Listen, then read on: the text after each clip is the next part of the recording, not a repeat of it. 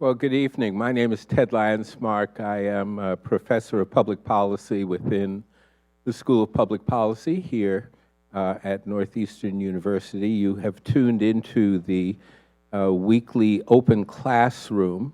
So as there are students, faculty, and staff primarily associated with Northeastern here in the room physically tonight, we also are live streaming our conversation, presentation, and discourse on Black-Jewish relations as they've existed over the last couple of decades, but more importantly, as we can learn about coalitions that are being built across Black and Jewish lines, and as we can learn specifically about efforts that have been made in the greater Boston area over the last few years to build bridges across cultures and races and religions.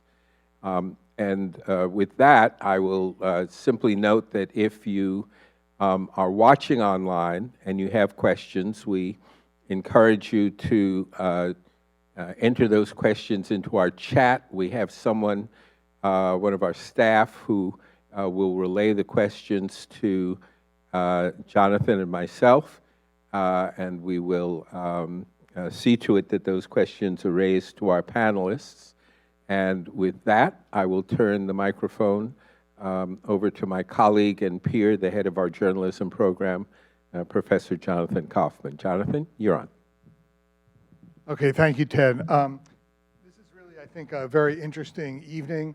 We're lucky in several ways. One thing we're lucky about is that the World Series ended yesterday and that the Patriots won on Sunday, so everybody's kind of in a good mood. We have a really interesting group of guests with us. Andre Tippett is a Hall of Fame linebacker for the Patriots. He's now head of community affairs for the Patriots, but has been very involved in trips that the Kraft family has organized to Israel that bring NFL players, many of them African American, to Israel to sort of learn about the country and to see it.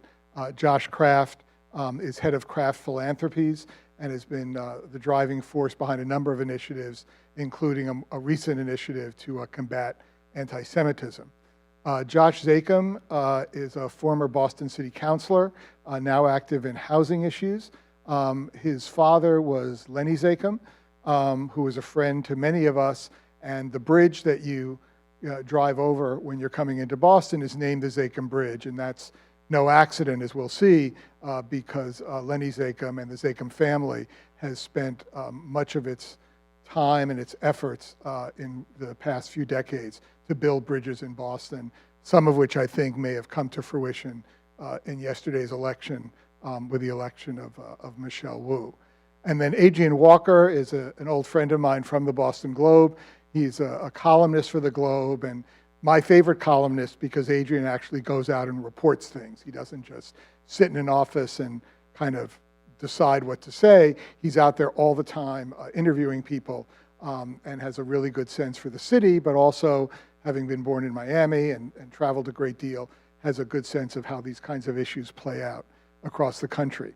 What we're going to do is we're going to start by showing a 5-minute video that gives some background to the Kraft trips to Israel from NFL Films.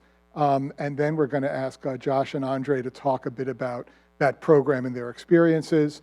We'll then show a 5-minute video about Lenny Zakim and the bridge, and then ask Josh to talk.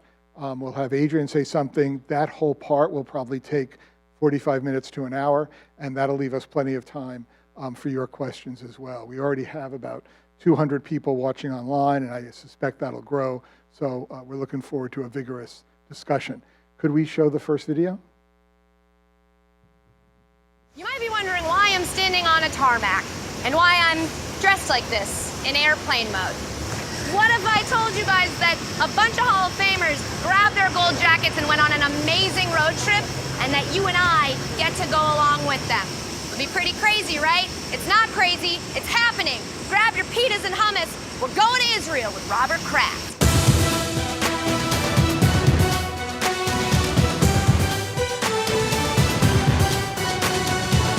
thanks for coming. It's the trip of a lifetime. So amazing. Hallelujah. Let's go. Touchdown in Israel. Today on NFL Films Presents.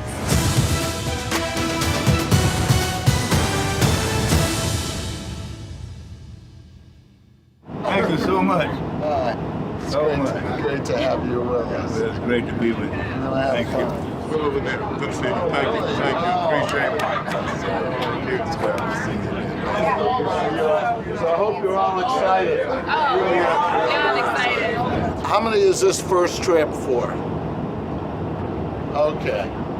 So I'll tell you, this is something that my wife of blessed memory and I used to do for over 25 years. We take a group of people who had never been to the Holy Land, and no matter what your background, Muslim, Christian, Hindu, Jewish, you'll find a way to be uplifted by the country.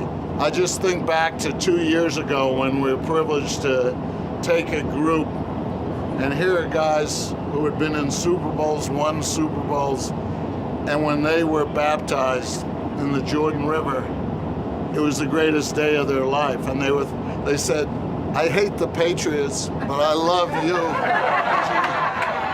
So we're just gonna have love here anyhow. So thanks for coming. I don't think I'm out of line saying this might be the greatest football team ever assembled. 18 players, all Hall of Famers. 2 of the game's iconic quarterbacks. A backfield of Eric Dickerson, Marshall Faulk, Jerome Bettis, and Jim Brown. Ron Yeri blocking, Chris Carter, Andre Reed, John Stallworth, and Dave Casper catching passes. And the defense? How about Lem Barney and Aeneas Williams in the secondary? Willie Lanier and Mike Singletary at linebacker? Bruce Smith, Andre Tippett, and Mean Joe Green rushing the passer. Pretty good, right? How will I send it?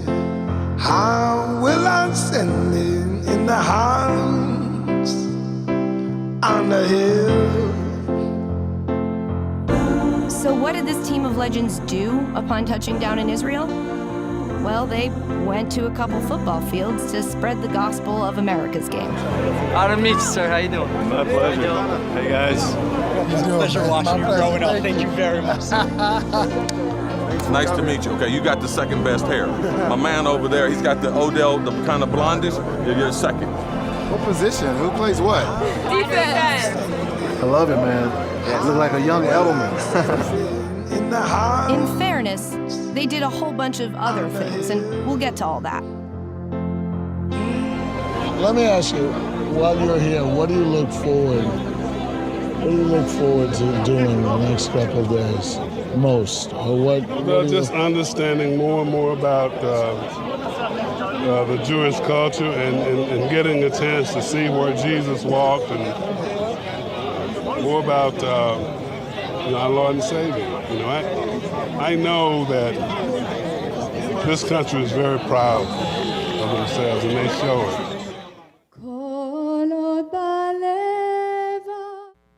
All right, thank you, Jonathan, and thank you, Ted, for putting this all together. And it's an honor, and it's always great to be with the great Ted Landsmark. I'm going to do your questions in reverse, if that's okay, Jonathan. And I'm going to answer them briefly and succinctly, I hope, and I'm going to turn it to Tip over here to talk about his experience. So, first, one of the things that's so important to my dad and our family is the 2 most important things to him that inspired him to create the foundation to combat anti-Semitism and together beat hate, which is all forms of hate. 2 things that are so important to him after his family and football is Judaism and America. And plain and simple, where we see anti-Semitism, hatred of Jews, right behind it is racism, Right behind it is Islamophobia. Right behind it is hatred of LGBTQ and all other forms of hate. So where you see anti-Semitism, which is the oldest form of hate, you know that racism, Islamophobia, and every other form of hate is right there, waiting in the wings to take its place when the time is right. And when you see that, you see the second thing that's so important to my dad, our family, and everyone in this room, and that's America and the great virtues that built this country, virtues of equity, diversity, respect, and opportunity. Because where there's hate and all forms of hate, you're fraying away at the tenets of democracy. So that's what inspired our family, my dad, to start the Foundation to Combat Anti-Semitism and Together Beat Hate. And that was just a couple of years ago that he did that. He was honored in Israel with the Genesis Prize, which is the equivalent of their Nobel Prize. And the trips to Israel have really been a part, as you know, my dad said in the video, his and my late mother's sort of their thing for many years, bringing people that had never been to Israel.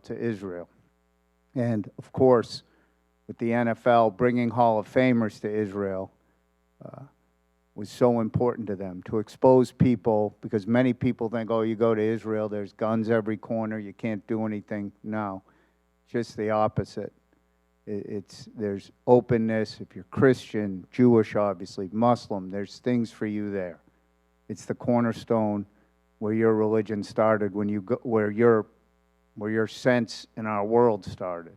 If you go to the Knesset, which is the parliamentary, you know, the House of Governance in Israel, you know, right now, the ruling majority party there in a parliamentary democracy, within that, there's a strong Muslim coalition supporting the current government in the majority. And you saw how Joe Green said he wanted to walk where Jesus walked, where people on that trip got to be baptized in the Jordan River. So it's just opening people, building bridges, connecting people to Israel, but also to humanity, to show really in the end that no matter where we come from, what we are, we're all the same. We love, we laugh, you know, we have fears, but in the end, we're all humans. And we all have those same shared emotions. And when we humanize Judaism, African American, every group, that's when there's tolerance and understanding of one another.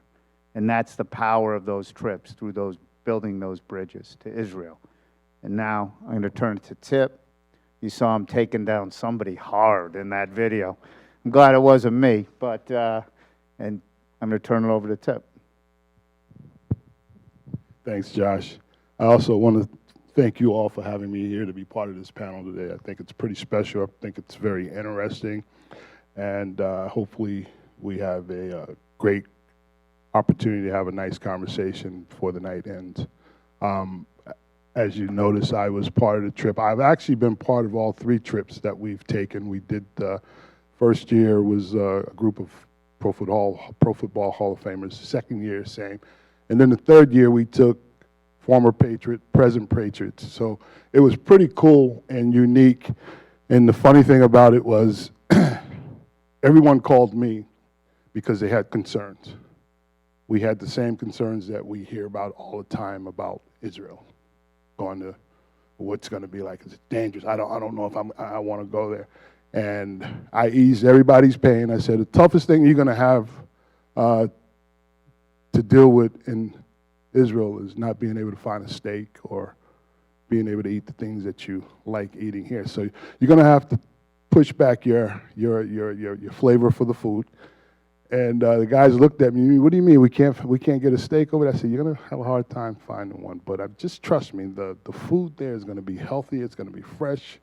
And I said that to Vince Wilfork one time, and he and I debated all week, but we had a great time talking about it. It was unbelievable when we got going and we arrived in Israel, and the most special part of those 3 trips for me were watching all the Christian athletes who, at one point, all they could think about was having the opportunity of getting baptized at Jordan River. And to watch these grown men and women get baptized and they get dunked in the water, and there's a pastor there that's going through the ceremony. It was an amazing feeling watching these guys. They cried and they felt blessed, and it was just amazing to see it. And that's the one picture of all the guys that I've been with that I still hold dear to me.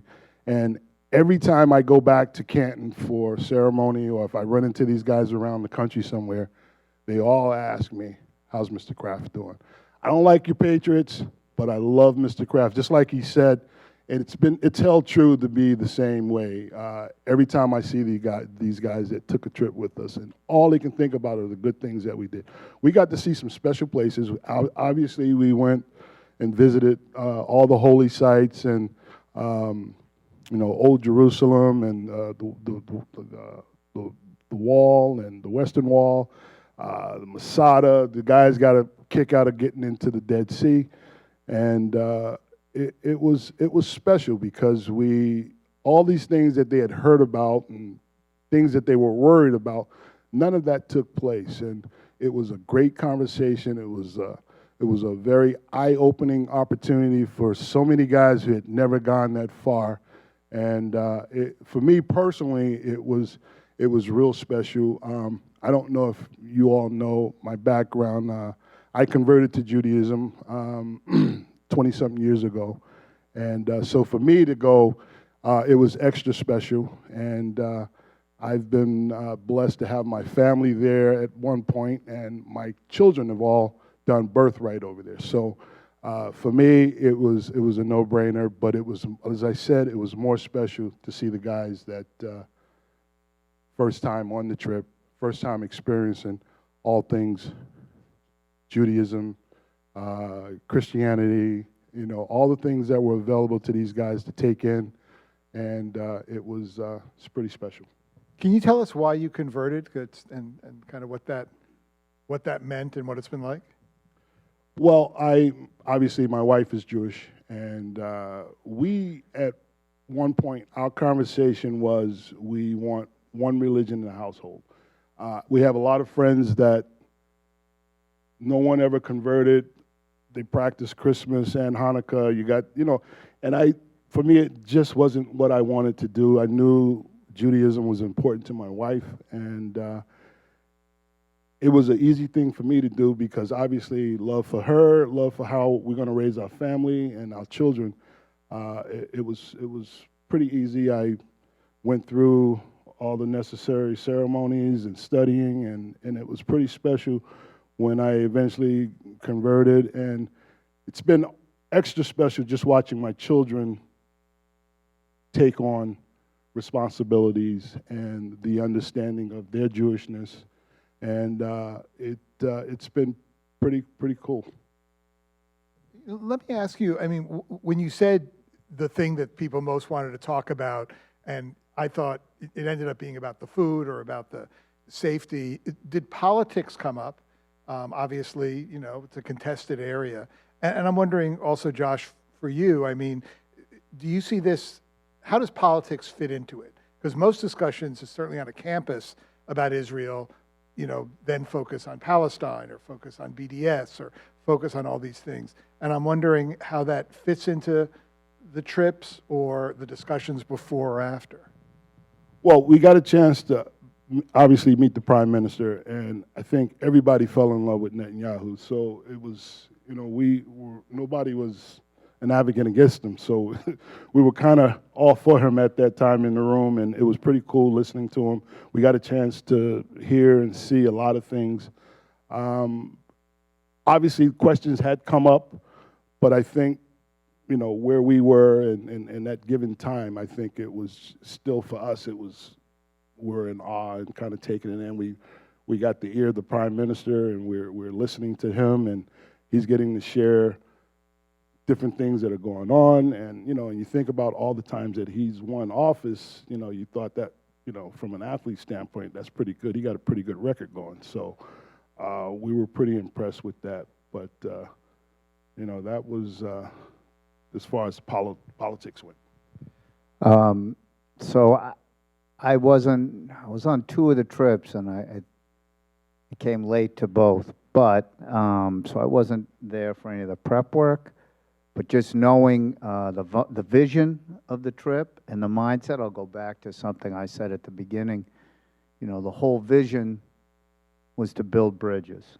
And you can agree or disagree with, you can be Jewish and not agree with everything Israel does. You can be American and not agree with everything this country does and still believe in the countries and the long-range plan. So saying that, I'd say the real big picture vision was we got to build bridges, all of us. I don't care if you live in Israel or the United States. We got to humanize. We may be different in so many ways, but in the end, we have so many similarities. Again, like I said, it's about building bridges, connecting as humans, love, we life, we want what's best for our kids, we want to move forward, we want where we live, we want our communities to thrive, and that's what you got to focus on, and I think those trips created that opportunity. You know, again, politics is politics, and, you know, I think the hope was that that sense of humanity would overcome that, at least on the trip, or supersede it. But I'm sure it came up, not with me, but I'm sure it came up. Okay, can we tee up the next video about the Zakim Bridge? And I don't know, Josh, do you want to just introduce a little bit about your dad and his work before we show the video? Good evening, everyone. Thank you, Jonathan, Ted, for having me here.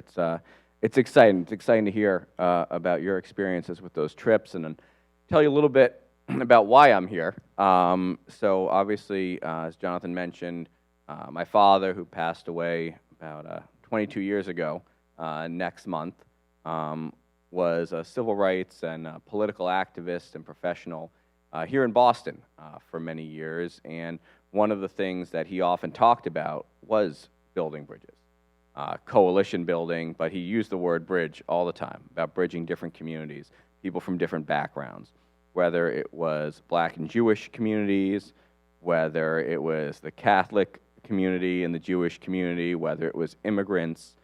He worked quite a bit on that. And I was 15 when he passed away, but I have strong memories of being in different churches, in church basements, at function halls, having folks of different backgrounds over to celebrate a Shabbat or a Jewish Sabbath on Friday nights at our home growing up. And that had a real impact. And I think it goes to what these two guys were talking about, is getting to know people on a personal level before you're able to tackle some of the big challenges, whether you want to say it's politics or equality or equity, however you want to phrase it.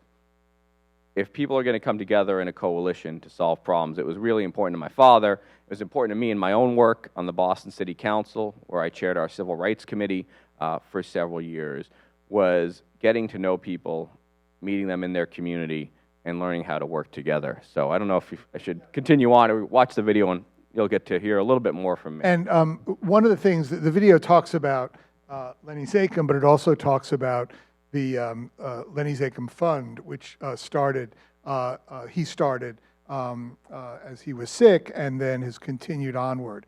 And it speaks to one of the points I was trying to make during the class, which is that the role of Jews in progressive causes hasn't just been at the ballot box where they've supported candidates, but it's also been in terms of funding organizations of color, and throughout Boston. This is something I think Kraft Philanthropies is also doing. So when we kind of look at the role of blacks and Jews in that kind of cooperation, as you'll see, a big part of that has been the support of the Jewish community to support organizations run by people of color addressing a lot of the issues that affect these communities. But can we start the video? Together we can stop the hate. Together we can make a world of difference. Let me tell you about a man who came to New England from New Jersey. His name is Lenny Zakim. He was always out on the front lines, spent his life fighting racism, anti-Semitism, poverty, and social injustice by building bridges between communities. We honor his memory, obviously not with this beautiful bridge, very lovely, but by continuing on in his fight for social justice. The Kraft family is announcing a $1 million gift for him. In 1995, facing his own mortality, he started the Lenny Zakim Fund with the help of his friends. Lenny believed that extraordinary social change could be created at the grassroots level by everyday people. When you think about dying and stuff, you have to, I feel that, you don't really leave. I mean, you leave, but there's parts of you that stay with the people who you've touched. And a little of that human touch. And literally thousands have been touched.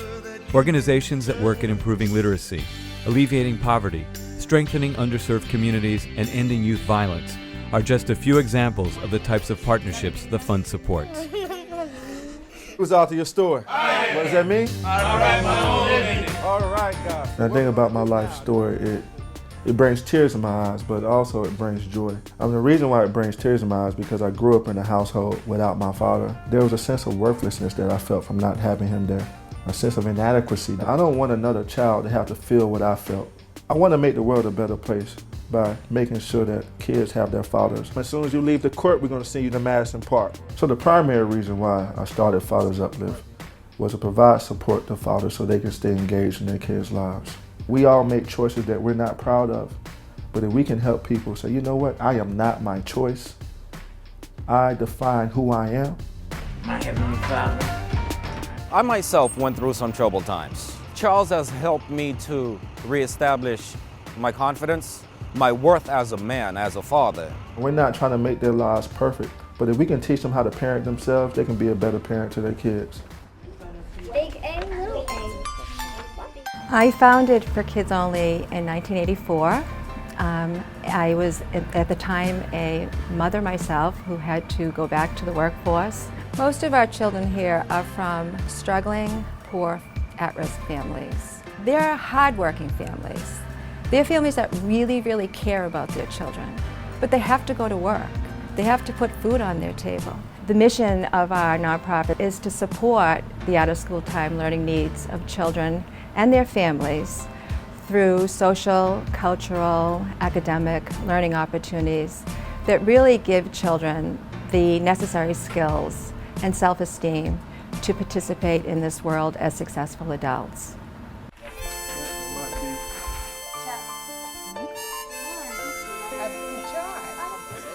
The Lenny Zakim Fund is the reason why we are still sustaining today. They're truly there for the right reason. The inner motivation to start Fathers Uplift was be the change that you want to see in the world. Now, being able to put that motivation to practice is when the Lenny Zakim Fund came into place, right? And let me tell you this, man, they were the first organization that gave us our break. I know the bridge that was named after him. Every time I ride over it, I'm reminded of his legacy and how he made it a reality for me to do what it is that I'm doing today through the fund that he created before he passed away. His legacy through his kids, through his work in the community continues to live in me. And it's going to live in my son because I'm going to teach him the same thing. When asked why he wanted to fund grassroots organizations, Lenny once said, "They have the will, they have the creativity, but they lack the means. We give them the means." That clear vision has blossomed into a movement. The sky is the limit, and we will achieve our dreams. Unite our communities while embracing in love, giving thanks to those who have stood the test of time. So Josh, maybe you can talk a little bit about kind of the work your dad did back in the, when he was active here, and the work of the fund, and is that a change or is it more necessary now? Try to give some perspective. Well, I think there's always a need, quite frankly, for coalition building, for relationship building, and certainly for funding for social justice organizations, whether it's housing, whether it's education, mentoring, jobs training, all of which are areas of focus for the Lenny Zakim Fund. And, going back to the fund's earliest days when I think the first year they gave away about $15,000. And those were folks who, my father met in his travels around the city, around Massachusetts. Grants used to come in literally, written on scrap paper. People would say, I've got an idea, I need a few $1,000s, I need some materials, or I need to be able to pay rent to have a function room to host this group in. And what continues to be the fund's mantra, and certainly expanded and grown, we have a little bit more formal process now for applying, but it's still very simple. It's online. There's no specialty, no special training needed to write a grant application. But it's looking for organizations that are small, that $5,000 or $10,000 or $15,000 makes a huge difference. It's that organizations that don't have a full-time staff, or people who can write grants to the Boston Foundation, or for government funding, things like that, or in many cases who may not be eligible for a lot of public funding because of the populations they serve, the work they do. So that's incredibly important. Being in the community from the ground up, and the fund staff. There's 3 staffers, and their goal and their role is obviously to raise money to give it away. This is not a family foundation with a huge endowment. We raise the money we're giving away, but it's also to be active support staff for these nonprofits, for small organizations who are just starting up, who need that training, running mentorship programs, running how to fill out your nonprofit tax return, some really basic things that can trip people up. So that's the work that continues, and I definitely think it's more vital now than ever. I'm proud to play a role in that. But it does go back and to be to the topic of tonight's discussion about coalition building, about learning about folks who are different than you, who live in a different part of the city, who have different experiences, who look different, who pray differently, who think differently, but who are all coming together to do better for their friends, their neighbors, their families. And I think that's incredibly important, and it's something that I'm proud to have a small role in. Certainly always incredibly powerful to see a video like that and to think about the past, but also look to the future and continue building on that work.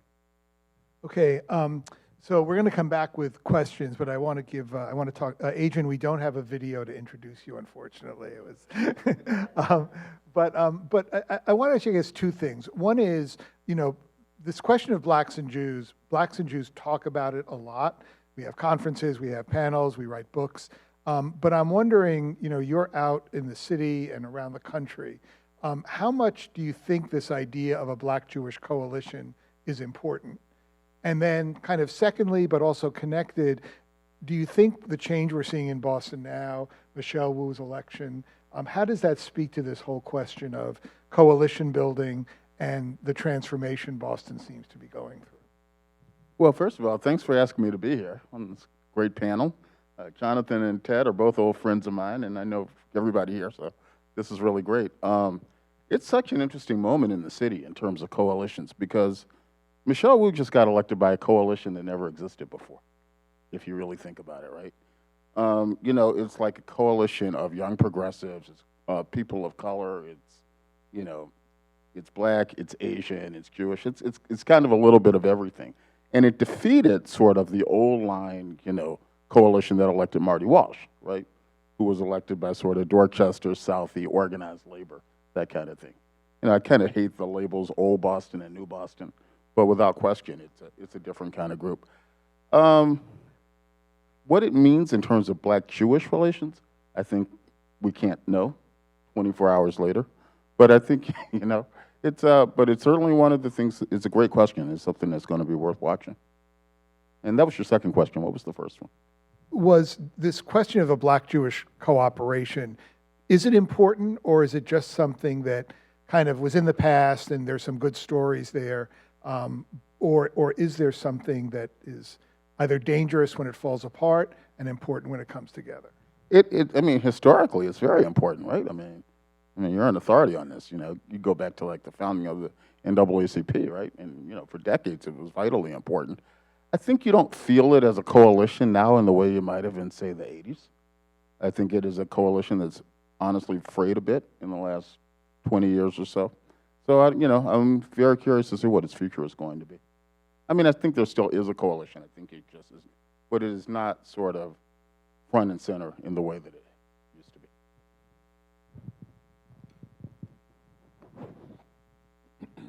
be. You know, I wonder in that regard, and particularly in relation to the election results, Boston has never been as diverse as it is today. And you've talked about the importance of funding and bringing together, as Michelle Wu did, smaller groups, groups that may not necessarily have been as obvious in the world of politics and policy making. And I wonder what it is, particularly the two of you who've been involved with political life and policy making and observing and commenting on that.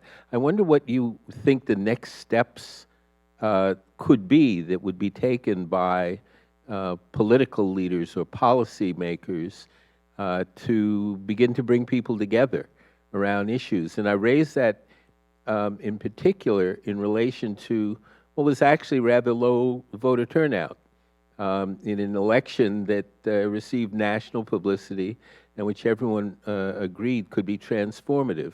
What are the things that you think might need to happen at this moment for transformations to take place?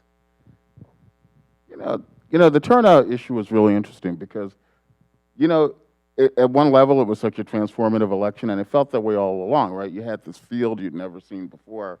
It was all people of color. It was dominated by women. It was something that you wouldn't have pictured even 8 years ago, right?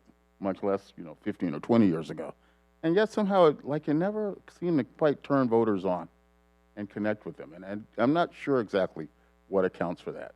Yesterday when I was at the polls, I ran into Jim Bratt, who was a finalist in 1993. And Jim's like, where have all the voters gone? I said, when we had our preliminary in 93, turnout was over 50%. And, where did everybody go? And I think one of the real challenges for Michelle Wu, and it's something that she has talked about her whole career, is finding ways to get people more engaged in government, She thinks that government does a lot of things that kind of make people feel that it's really insular, that it locks people out, and that keeps people from really getting connected in the process. And I think that's one of the things that's driven down voter turnout. I don't think anybody knows exactly what the silver bullet is to correcting that, but I think she's got her finger very much on the problem. Sure. I think the question on how to increase voter turnout is a timeless one. I think when we used to have those 50% turnouts, people would say, where are the other 50%? Why isn't everyone showing up? But one of the challenges, and I ran a campaign for Secretary of State in 2018 focused on making it easier for people to vote, same-day registration, some of the mechanics of that, and that's all important. But Adrian's point about Michelle reaching out in new ways to groups that weren't always at the forefront. It was not, he's right, it was not the traditional coalition that elects mayors of Boston. It was not the Marty Walsh coalition. But I will say, in my view, and take it for what it's worth, is that it was Michelle and Marty, and obviously Anissa Sabi George, the second place finisher, all had different bases of support. But I actually think what Michelle did these last few months, or really this last year, is very similar to what Marty Walsh did in 2013, except starting from different bases. Michelle's base of very progressive, I think, highly educated voters, many of whom were not lifelong residents of the city of Boston. That was her base that she was able to grow in much the same way Marty grew his, for lack of a better word, old Boston traditional voting base, but then went through the center of the city into communities of color. That was Marty's coalition to win in 2013. I think that's what he was expecting to be his coalition if he had been on the ballot yesterday before going to D.C. But the fact that the demographics of this city, and it's not just Boston, are changing, is where Michelle was able to find that strength, but reaching out. I mean, when we served together on the city council, and the city council sits alphabetically, so you had Z and W, we were next to each other quite a bit. She really, from the very beginning, was focused on access and accessibility, whether it was language access, whether it was physical access to the council chamber, making it ADA accessible, whether it was allowing public testimony earlier on in council hearings, where traditionally it was councilors and selected guests who would speak, and then public testimony could happen after people might have been sitting there for 3 hours. It was things like that that I think also made a real difference in bringing new people into the process. And what do you think the tools are, and how do you as stakeholders in the city, what do you think the tools are for bringing all of these disparate groups together? I mean, you've done it through getting folks on an airplane and learning about each other and learning about each other's roots, and you're doing it through philanthropy, and I would say that Adrian does it through his writing and talking about issues and ways that bring people together. What are the coalition building tools that you think are available at this point, and how might they be applied? I guess I'll go first on the hard question. I don't think it's changed, quite frankly, from 20 or 30 years ago, the work we talked about. My father was doing what the Kraft family and the Patriots are doing. It is, in many ways, about personal relationships. It is incredibly easy to other someone, to say, they don't look like me, they don't think like me, I don't want anything to do with them, they must be wrong. But when you bring someone together, whether it's on a transformational trip to Israel, whether it's at a neighborhood meeting, and you're getting to know someone, Josh meets Bob, meets Jane, and you say, all right, you're a little different. And quite frankly, working in city government, I didn't grow up in the city of Boston, I grew up in Newton. I'm not going to say that was a terrible hurdle to overcome, but there was definitely a difference in experience with many of the people I worked with, but getting to know people on a personal level. And you can't do that with millions of people, so there's no solution for national politics. But at least locally, I think that's critically important. And you can have those disagreements, but you also have to understand people are coming from a shared place of goodwill. And I do think that's something we've largely seen in Boston, that while there are strong disagreements, and I'm not giving a blanket statement here, there have been plenty of bad situations even in the last election, but I think in general people who are participating do come from a place of what they think they're doing good and trying to do good for the community, and have different approaches to that. And if people understand that, I think it helps the dialogue and maybe draws people in, because it can be a little less nasty. But maybe I'm being too idealistic with that. Well, and let me ask sort of Josh that question. So, I mean, short of taking, thousands of people on airplanes to Israel, when you talk about combating anti-Semitism and the other efforts, what form do you think that needs to take? Is it education? Is it dialogue? Is it philanthropy? What's the... It's probably all, but, and I've already said it a bunch, but I would think it's relationships and bringing folks together around something that we all share. I mean, I'll give you an example. From my previous life, I was with Boys and Girls Clubs for Boston for 30 years. And one of the most powerful things was the holiday celebration at the Charlestown Boys and Girls Club. I don't know why I would. And I will tell you this, probably one of the most unifying events in the city of Boston or any city. And I'll tell you why. Because this Josh from the Bunker Hill Projects, or public housing development, might be person of color, whatever, is decorating holiday cookies next to this Josh, whose parents bought a $4 or $5 million townhouse in Charlestown without financing it. Here we are working together, our parents are hanging out. So, and you would never know. So I guess it's the coalition building or the unifying around common loves or common interests that bring us all together. So again, it's just another example of we're all human, so let's find out what we have in common before we start magnifying what we don't have in common or fighting over what we don't. Right. I mean, it doesn't have to be a trip to Israel, right? The premise is the same. The whole idea is putting people in a room and getting them to talk to each other about, their shared values and interests and experiences. Why don't we start taking questions? If you just raise your hand, we'll get the microphone to you, or if things are coming in online. you can let me know. So, yeah. I'll just stay here. So I've been to a couple events like this that are a little unrelated. Like, no, they have been related. Like last week, there was an event here with T.M. Garrett, who's talking about white supremacy, which I think was a little, that was related. But all of this one and that one, I realized there are very few people who look like me at them. They're like, even though we're talking about issues that are related to like black people, there's very few here. And I feel like some of the solutions that you guys have offered are they kind of show that. Like, you spent the first 30 minutes talking about like sending NFL players to Israel, even though the majority of like people who live here in Boston are never going to go to Israel. They're never going to make that much money. The issues between them and the Jewish community are not related to that sort of thing. And you mentioned the sort of relationship that existed in the past being like funding for the civil rights era or something, or like things like organizations like the NAACP, but those have been kind of irrelevant from the lives of like young, youthful, like progressive black people in like the movements like Black Lives Matter for a very long time. And I think the fact that like a lot of people from like the ADL or NAACP types see black-Jewish relationships, the black-Jewish relationship about like improving black views about Israel, a country that doesn't matter to us other than like where our tax dollars go.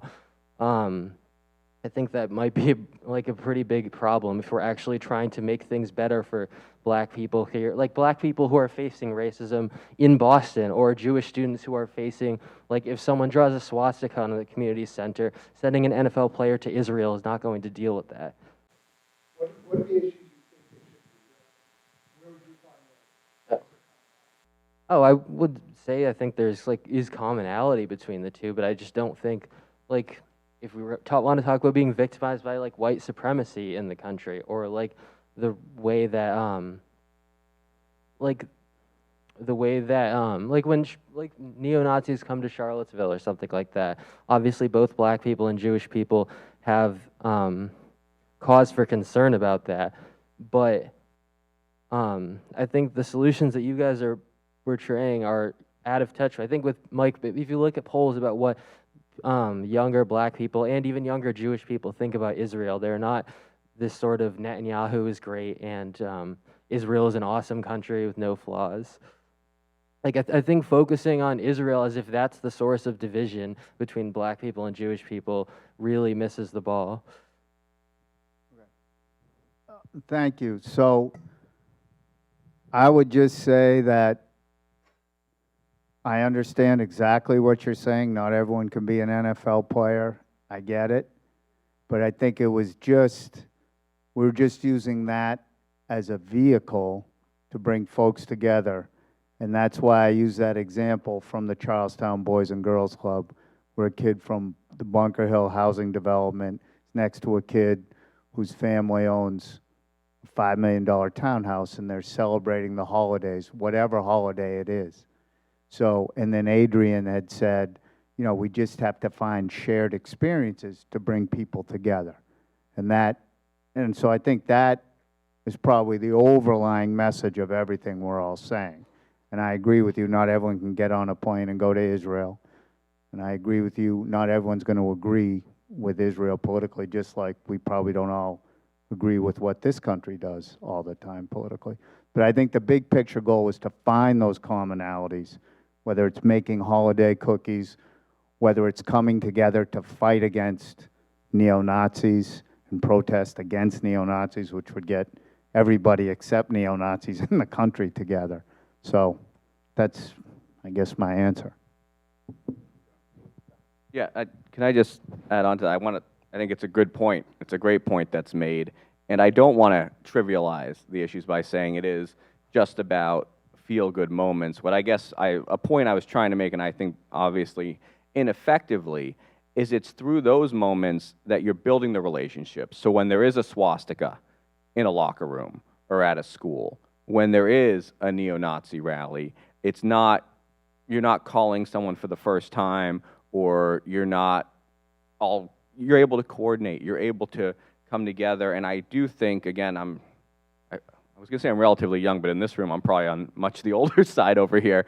But I do feel historically, and this is something as a student of history and learning from my father's work in the civil rights here in the 80s and 90s in Boston, is that minority groups that are subject to discrimination, whether it's racism, anti-Semitism, whatever it's going to be, need to be able to rely on each other to some degree to stand up against those attacks. And I think that, at least from my perspective, that's what that relationship building is about. That's what, whether it's a trip, whether it's, decorating, a holiday decoration at the Boys and Girls Club, whatever it is, so you can pick up the phone when something happens. And I'll tell you, in my experience as an elected official in Boston, when there were incidents, whether it was neo-Nazi issues, whether it was discrimination, whether it was charges of discrimination at Boston Latin School several years ago.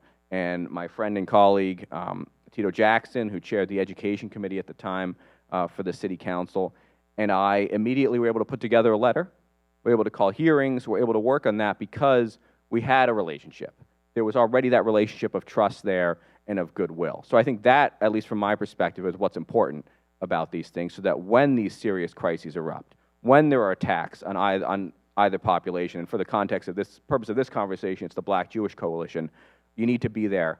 You need to be able to know that you can call your friend in another community and say, we've been working on these things for years, this just happened, let's go together, let's combat it together. I'm very pleased to see you here, excuse me, to see you here tonight, and I want to emphasize to folks who have not attended these lectures up to now, tonight's presentation is part of a class that has been meeting weekly and has 14 of these sessions over the course of this semester. We've dealt not only with anti-Semitism, but with anti-Asian hate. We've dealt with international issues around hate. We've dealt with matters of the Latinx community.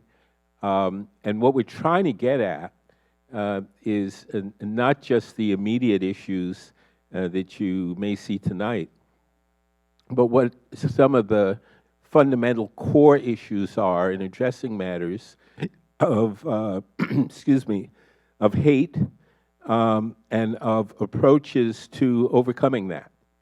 We know that we can identify groups that have been victims of discrimination and hatred and murder.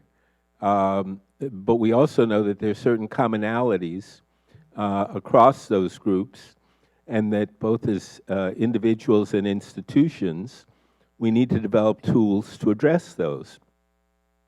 And so the folks who've been coming to these classes either once or twice a week have been trying to delve into what the bases of hate are. And white supremacy has been one of the subjects we've discussed, along with hate as directed towards gender identification, hate towards language, hate towards a range of other religious and cultural and racial identities. So this is just one part of a larger class. A week or two ago, we dealt with how this institution, Northeastern, should be proactively addressing these kinds of questions. And between here and the end of the semester, our students are going to be working on developing solutions for all of this. That being said, I think we as faculty also recognize that we're not going to solve all the issues in one semester. And part of the reason we raise the questions we do is to figure out how we can engage the widest range of people across races and religions and economic status in addressing the issues, because I don't think that any of us feel that the perpetuation of this kind of discrimination is acceptable. The question is, what do we do about it? And tonight is one part of that conversation. Other questions? Yeah.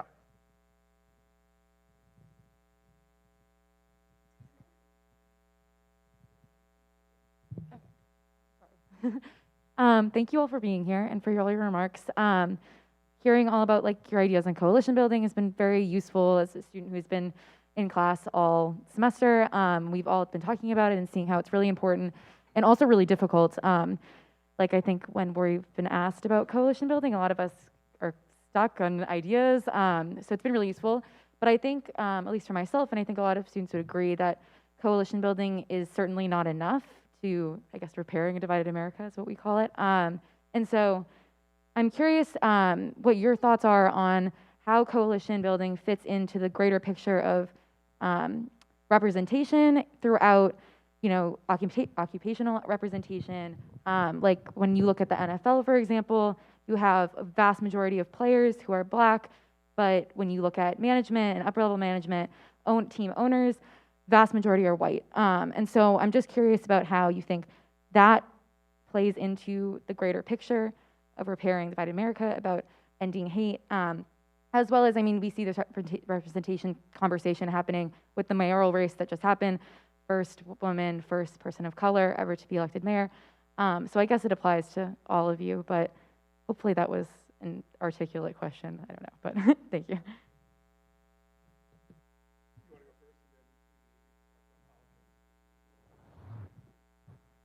Yeah, and I have very little to do with the NFL stuff, but I would agree that, you know, the management is not a reflection, or the administrative management level is not a reflection of the players on the field. And I know the league has rules for that, where you have to interview at least 2 people of color for every management or coaching position. It's something like that, the Rooney Rule.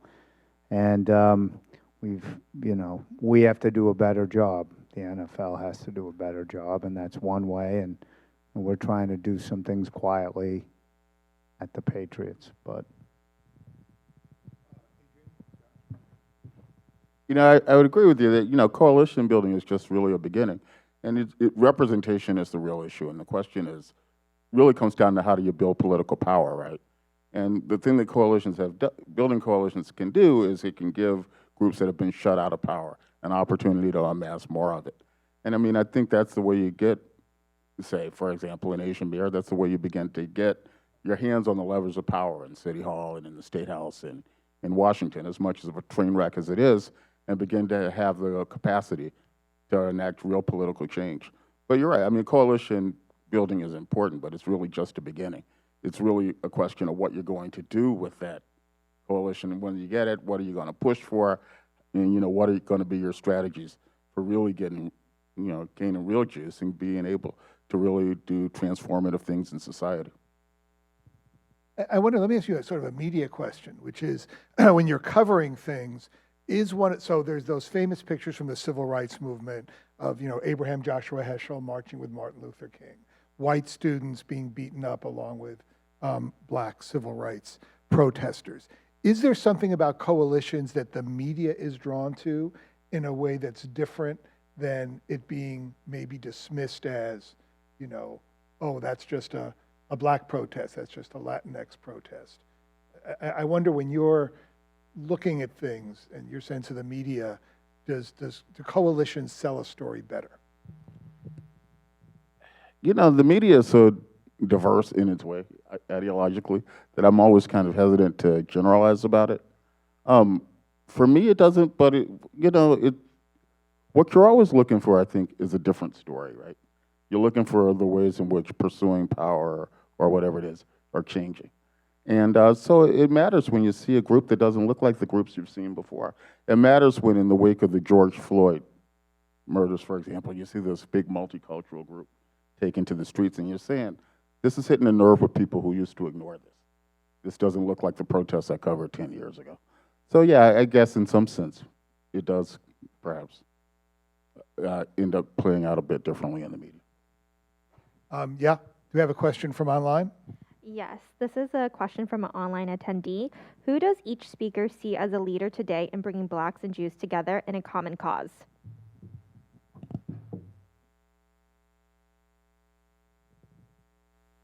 I mean, I'll go first. I mean, I think it's tough, and I think one of the challenges is, what are you looking for in a leader? I think that what's striking to me, and I talked a bit about this during the class part, is that a lot of the kind of, explosive figures over the years, when Jews get really upset about Farrakhan, or blacks get really upset, say, about, Netanyahu and policies in Israel, we actually have people who were elected to office. And in some ways, I think Ayanna Pressley, Karen Bass, the heads of the Congressional Black Caucus, Jamie Raskin, who's Jewish, who, very prominent in the House of Representatives, Chuck Schumer, obviously. In a sense, politicians, I mean, I know there are problems with politicians, but their job is to bring people together. That's how they get elected, or at least that's how we like to think they're getting elected, exactly, sometimes. So I think that sometimes all groups, and I wouldn't say it's just blacks and Jews, all groups tend to sometimes gravitate to a more outspoken, maybe demagogic kind of leader, and leave behind the politicians who really bring people together. I mean, and so I sometimes wish that there was more attention paid to the, Ayanna Pressley, Jamie Raskin, Karen Bass, it's not necessarily everyone's politics, but, people like Nikki Haley, who, whatever her politics now, did stand up and say the Confederate statues have to come down. That's kind of what politicians do, and I think the country does better when it elevates people like that and follows them rather than maybe the people on the, I think people on the outside do create change and do push change, but it feels to me these days we actually need calmer and more pragmatic voices rather than angrier ones. But that may just be my politics.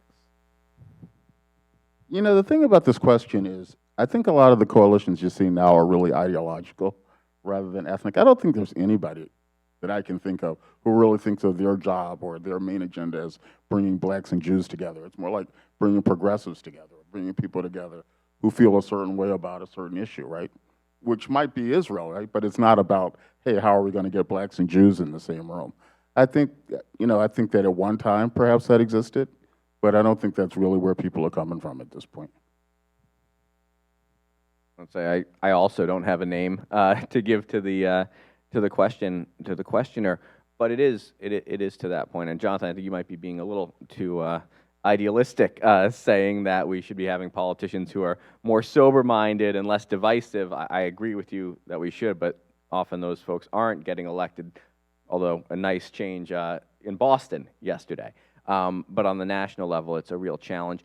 But it could be anyone in this room. It could be anyone watching online. It could be someone who feels inspired to act on an issue of civil rights, on fighting those common battles against, quite frankly, a rising white supremacist movement, a rising domestic terrorism movement that specifically targets people of color, Jews, and other minorities. I mean, we do need that leadership. It's easy to think that we don't right now. And I think it's easy to think in a city like Boston, in a state like Massachusetts, where we are blessed in many ways politically, by no means perfect, but there is a real scary thing happening in this country right now.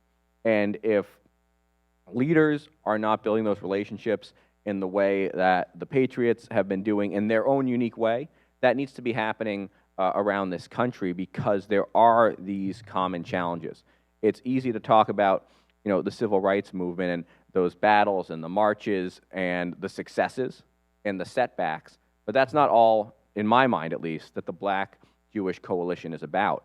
It is a constant battle that goes back, obviously, to the founding of this country, and even further back in world history, that we do have common enemy, and we are both, quite frankly, as a Jew, I'll say this from the Jewish perspective, often feel that we are one of the first targets of demagogues, of racists, of divisive elected official, or people running for office, not just in this country, but in many others. And we need to be making sure we have those relationships so that we can combat that in a thoughtful, important way, and also raise each other up at the same time.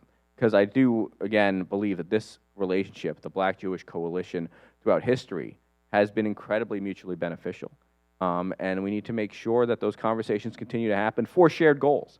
not just to your question, to your point about coalitions for the sake of coalitions. That's not what it's about. There has to be a goal. There has to be a goal, and that changes with time. It can be about police reform, as we did see multicultural, multiracial coalitions coming together in the last year and a half. It can be about better access to opportunity and education happening now in this country. So, but the coalition is a starting point. It's a means to one of those ends. So I would agree with Josh in that it's hard to pick somebody. It could be anyone in this room, but I would, as I thought about it, I thought of Tip over here, who has experienced racist acts to him firsthand and anti-Semitic acts firsthand. But his ability to bridge and bring people together, I've seen him speak. We had students, we've had numbers of students, but kids from Duxbury High, many others. And his ability to share those experiences is really powerful. So sorry to put you on the spot, Tip, but could you share that with us? Well, I wanted to add that we say it's all about the conversation, and I think that's the most important thing. I know my community where I live and my children that I've raised, my kids understand that, hell, there's 2 strikes against me. I'm black and Jewish. And, sometimes that, I look upon that as a badge of courage. I don't know what do you say, but my thing for me has been educating my children to stand up for those who can't stand up for themselves. My community has also done that, and I think I live in a pretty good community that we have done a lot of things, and I think that we have given our children the opportunity to voice their opinions when they see things that are going on that aren't right. And I as a former athlete, I've experienced different things. As a professional athlete, I've experienced, certain things that have happened. Being Jewish, I've had things said to me in certain ways that people didn't realize at the time that I was Jewish. And I said, they looked to me and said, I apologize. Well, you not only offend me, you offend my family and my children. So, but I've taken every opportunity, though, to have a conversation with people, go places where problems are happening, and I'm accepted, a lot of places, and all of a sudden, a person finds out that, oh, you're Jewish. I said, well, yeah, I converted to Judaism. I practice Judaism. We have a Jewish home. My kids have been raised that way. So, yes, but I still think that having that conversation, being able to talk to people, being able to share things, and let people know that it's not all right to sit around and watch people push hate. And I think we are getting a little bit better. I think it's going to probably take a little bit more longer time for us to see some kind of real progress. But I think that through the years, through different generations, people are going to continue to come together more from different backgrounds. I think we've outducked this question a little bit. We started out talking about Lenny Zakim. I knew him, you knew him, obviously, you know him. Who got a bridge named after him for his work in building bridges. Who's doing that work now in this city? Well, No. I don't want to talk about Boston yet in that regard. I want to get back to the original question. I think that there are a number of people who stand out as building these coalitions. Stacey Abrams, all of the people in Georgia who came together in a short time period to elect senators who were black and Jewish. The people who were on the ground doing on-the-ground organizing. Eric Adams, who was just elected mayor of New York. Adams is an African-American who came out of Brooklyn. For him to have been elected in Brooklyn and then elected citywide in New York City meant that he had to build some coalitions between blacks and Jews. And I don't think that we're going to hear a lot about that until after he's been in office for a while. But the fact of the matter is, if he hadn't built those coalitions, he probably wouldn't be mayor of New York now. And I think that there are people like that all across the country who are perhaps largely invisible, but who are building those kinds of coalitions with a focus on improving quality of life and addressing racial justice. I think some are in philanthropies. I think there are a handful in corporations, but there just aren't enough of them. And they don't stand out in the same way, I don't think, that Lenny did here in Boston.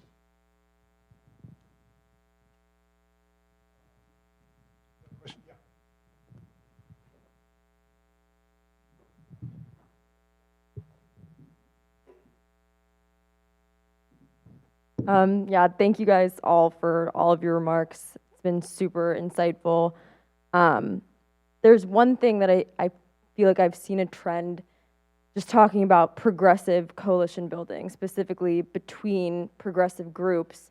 And I'm wondering what your guys' take would be on building coalitions between conservatives and liberals. And I think that a couple of you, I think you brought up like Nikki Haley as a leader of the Republican Party. She's conservative, but she has commented on more progressive issues and taken a stance. So curious to hear your thoughts on how we could better engage like conservative leaders with progressive issues.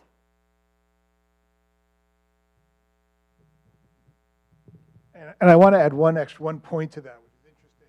There's after, I guess last year, Northeastern did a racial climate survey to get a sense of how people were getting along on campus. And we heard a presentation from one of the fellows who did it. I don't think it's public yet. He said there were two, that Northeastern is pretty much like every other campus, except in two ways. African Americans feel less happy here than in other campuses, and conservatives feel less happy here and feel more silenced than in other campuses. So that kind of speaks a little bit to this. And I think it's an issue that's been bubbling through a lot of the conversations here, which is that conservatives feel somehow silenced on these issues. So you want to tackle that? As far as coalition building across political ideology, I think in many ways Massachusetts is a good example. Is that something that I've often heard said, I can't claim credit for this, but that in Washington, the debate is often about whether government has a role in, for example, healthcare at all, paying for healthcare, making it affordable. That's the conversation, whether it should be happening at all. In Massachusetts, it's more often how do we do it? Is there a conservative approach or a more liberal, progressive approach? But there's not that same debate here. I mean, I'll use healthcare as an example. Is in Massachusetts, whether it's Republicans or Democrats, largely speaking, who are in elective office, they understand that there's a role for government to play in making healthcare more affordable and accessible. It's how that's happening that's being discussed. And I think that is a necessary prerequisite for the kind of coalition building you're talking about, an understanding and an agreement on some basic foundational principles to say it is impossible. And I've never served in Washington. I served in Boston City Hall, which is very different than in D.C. But I think it's very hard to bridge those divides when the sides are so far apart, and that one side does not believe government should have a role in education or in healthcare or in protecting people's civil rights.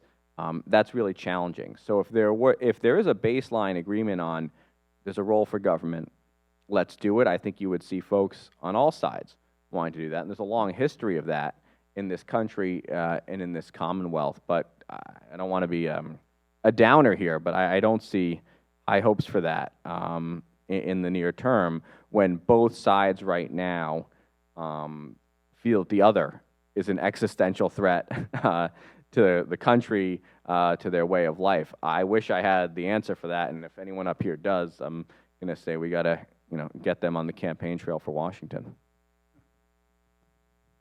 Adrian, is that your sense too? I mean, you've been reporting here for 30 years. Does the polarization seem both worse, and do you see it changing, or what do people who want to do the right thing do? Oh, there's no question the polarization is worse. And, I'll go to the word Josh used, which is foundational. Just look at what's going on in Washington over voting rights. I mean, we used to agree on things like people should vote, and we count the votes, and the winner, the person with the most votes, wins the election. All those questions are on the table now, right? I mean, 2 years later, we're still talking about this stop the steal nonsense, a year later. So, I mean, yeah, I think the polarization is unquestionably worse than it's been in, 100 years, maybe more? And I don't know what's going to make it better, because the Republicans think it works for them. They think it plays for them what they want to do as a mass power, and they think it's helping them to do it. So it's hard to, be hugely optimistic here. Other questions?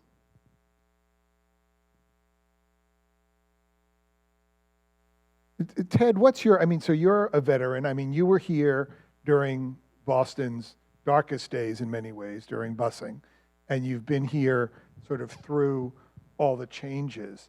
I mean, what happens when things are not going well? Where do people of goodwill find themselves?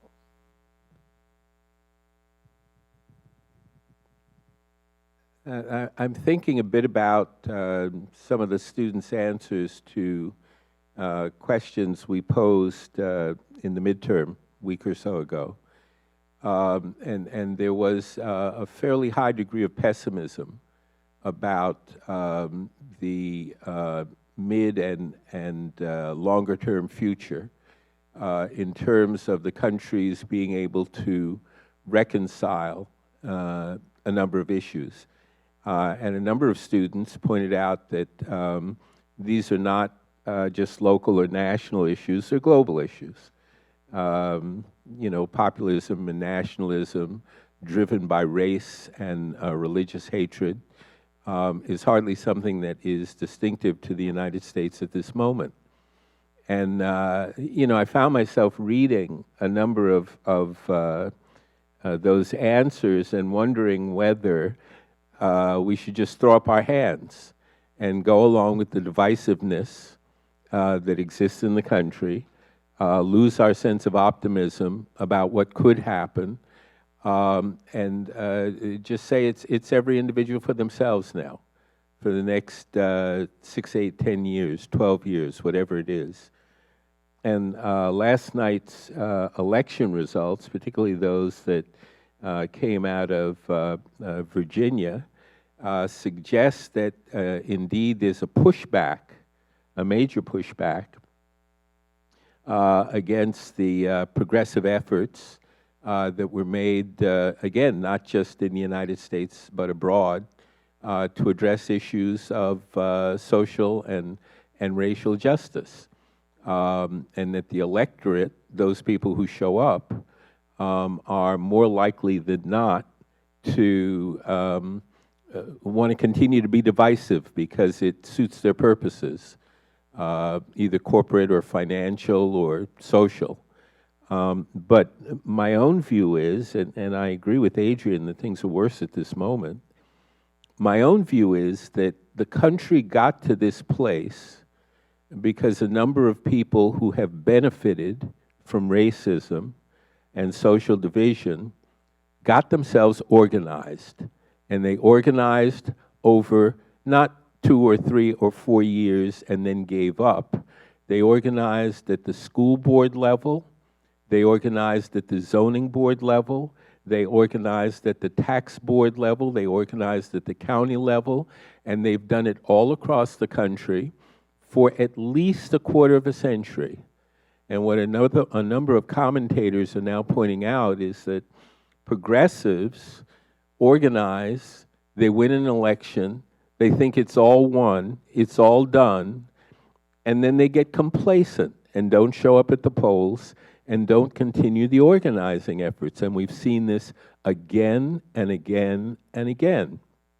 And so my own view is, if we're okay, if we're complacent with the status quo, then we should just continue to leave the fairly comfortable lives that many, many, many Americans lead at this point, the fairly comfortable lives that college students and professors get to lead, and just act as though it doesn't make any difference. You know, we'll get through COVID, we'll get through the political storm, and everything will be okay. Or we can acknowledge that we've got to have persistent and continuous organizing that is beneficial to people who are not ourselves, who need our help. And we don't quit at that.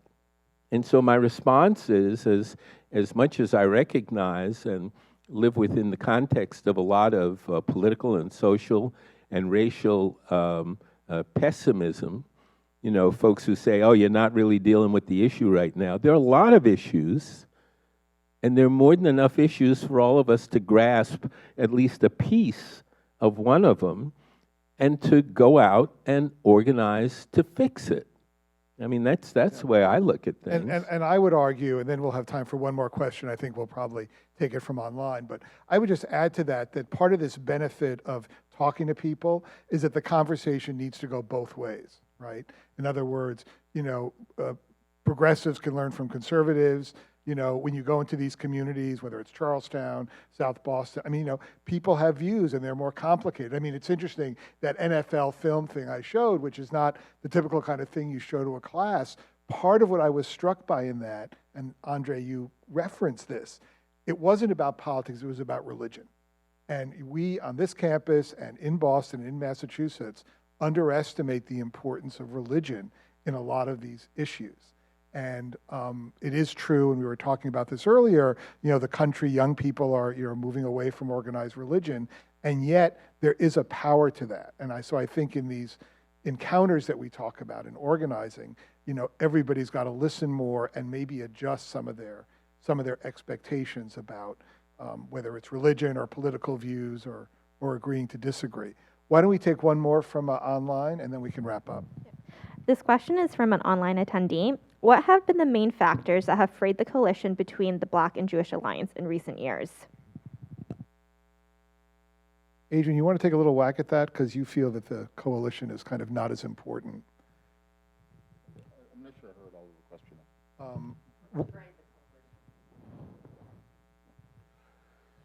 You know, I think the coalition sort of started to fray sort of in the 80s, you know, when it became, well, first of all, the high point of this coalition was a long time ago.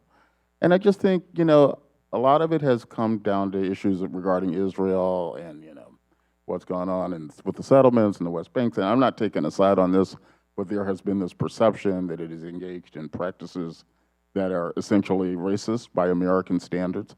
And I think that's gotten traction, I mean, with a lot of Black Americans, and I think it's really been to the detriment of the coalition. And I think a lot of the problem of bringing it together now is really rooted in that. I mean, you see the fights over BDS and things like that. You know, you see AOC weeping on the House floor after voting present, which I'll never understand about, you know, funding the Iron Dome.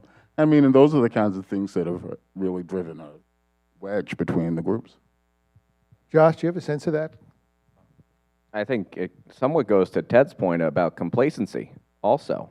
Yes, there are current events, there are new issues, new challenges, but, you know, I'm speaking from the history, because I certainly wasn't around for this, but, you know, in a civil rights movement, in a time of, you know, shared threat, shared danger, need, you know, I think that's very much human nature, is you think that there's been a success, you've achieved a goal, things seem okay for now, and people move on, and then other things come up that does cause divisiveness, whether it's superficial or whether it's something real, that, you know, debates around American foreign policy and the foreign policy of Israel, you know, a foreign country, really causing division amongst what I believe should be a very strong coalition, at least certainly when it comes to social justice here in the United States,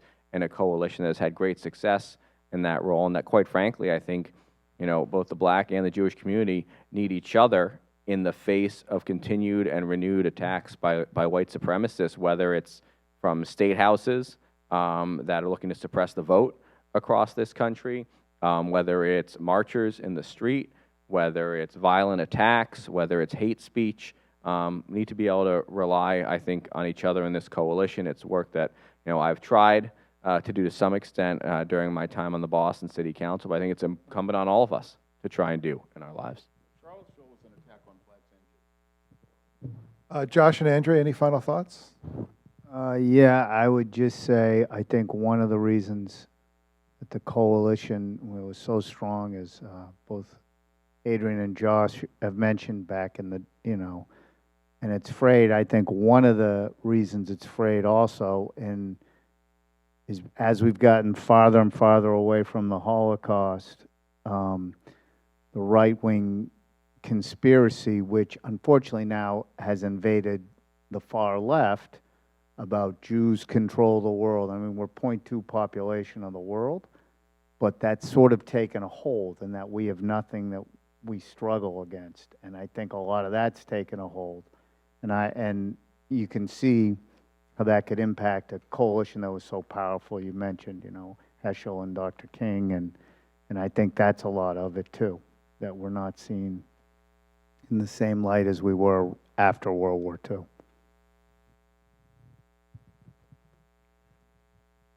I still will talk about promoting and creating conversation, but I want to say this. The young lady, Glazer sweatshirt, brought up the question. I've been in a Patriot organization going on 40 years, and I can remember when Robert Kraft bought the team. I didn't play for him, and someone said to him, be careful hiring African Americans, because once you do, you have a hard time getting rid of them. And at that time, there was myself, who he offered a job to right after he bought the team. We hired an African American communications. Our general manager was African American at the time. And not that we were keeping count. I think we, as the Patriots, always look to be competitive. Every aspect of the league, from community service to PR to obviously on the field. And there are a lot of things that we're doing. I wish we could highlight what we do and what we've started in our organization.